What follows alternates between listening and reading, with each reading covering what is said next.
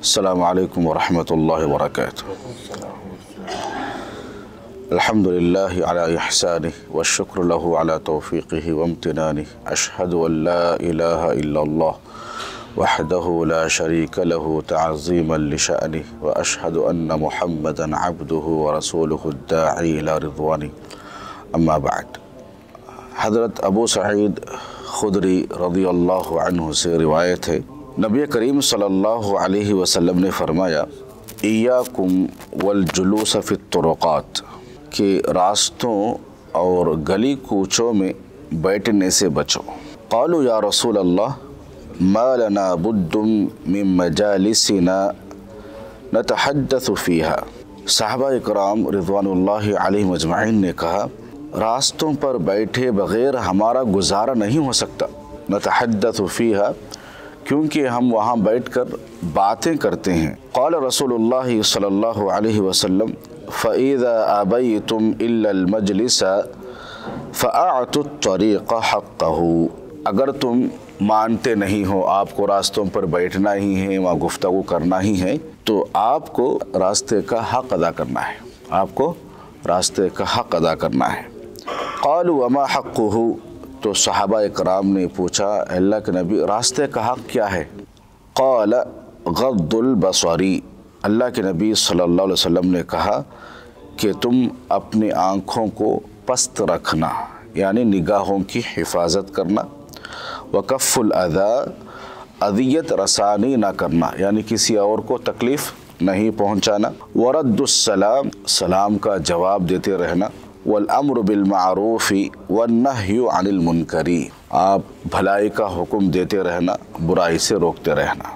حضرت ابو سعید خدری رضی اللہ عنہ سے ہی دوسری روایت ہے، انہوں نے کہا، میں نے اللہ کے نبی صلی اللہ علیہ وسلم کو فرماتے ہوئے سنا، خیر المجالس اوسعها، کہ سب سے بہترین مجلس وہ ہے جو وسیع اور کھلی ہو، سب سے اچھی مجلس وہ ہے جو کشادہ ہو، وسیع ہو اور کھلی ہو۔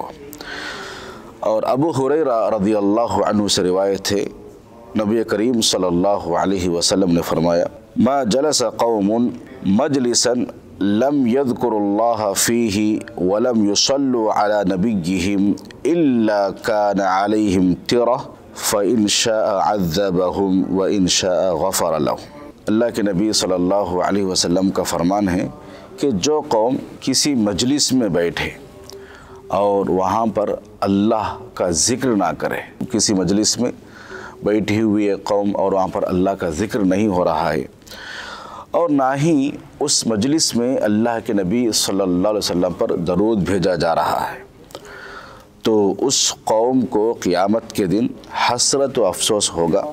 اللہ تعالیٰ چاہے تو انہیں عذاب دے گا، چاہے انہیں بخش دے گا۔ میرے بھائیوں، اسلام نے مسلمانوں کو مجلس کے کچھ آداب بتائے ہیں، اس کے کچھ سنن بتائے ہیں۔ مجلس کے کیا آداب ہے، اس کا علم اور اس کی معرفت رکھنا ایک مسلمان کے لیے ضروری ہے۔ ہم نے حدیث میں ابھی سنا کہ سب سے بہترین مجلس وہ ہے جو مجلس کشادہ ہے اور وسیع ہو، اور مجلس کا نیک ہونا ضروری ہے۔ مجلسیں بہت ہوتی ہیں دنیا کے اندر، لیکن اس میں مجلس جو اللہ رب العالمین کو پسند ہے، جس میں اللہ کا ذکر کیا جائے، تسبیح، تحلیل اور اللہ رب العالمین کو یاد کیا جائے، یہ سب سے بہترین مجلس ہے۔ اور مجلس کے اندر لوگ بیٹھے ہوئے ہیں، وہاں اللہ کا ذکر نہیں ہو رہا ہے، تسبیح و تحلیل نہیں کر رہے ہیں، اور اللہ کے نبی صلی اللہ علیہ وسلم پہ درود بھیجا نہیں جا رہا ہے، تو یہ مجلس کل قیامت کے دن افسوس کرنے والوں میں سے ہوگا، اسے حسرت ہوگا، اور ہو سکتا ہے کہ اللہ تعالیٰ اسے عذاب بھی دے یا عذاب نہ دے، اسے بخش دے۔